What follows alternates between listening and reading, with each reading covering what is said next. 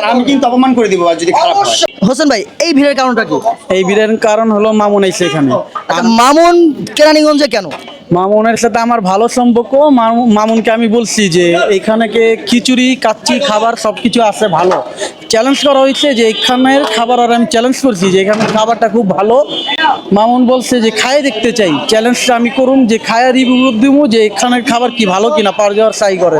সবার কাছে মামুন শুনে নিজে আসছে মামুন, আর আমিও লগে করে নিয়েছি মামুন। কেরানীগঞ্জে এর আগেও আমি অনেকবার আসছি। এখানে আমার কিছু ভাই ব্রাদার আছে, ফ্রেন্ড সার্কেল আছে কেরানীগঞ্জে। এইদিকেও জিঞ্জিরাতেও ফ্রেন্ড সার্কেল আছে, তারপর আপনার ভিতর সাইডেও ফ্রেন্ড সার্কেল আছে। কিন্তু আজকে আপনার এই জায়গাটায় আসা হয়েছে হোসেন ভাইয়ের জন্য।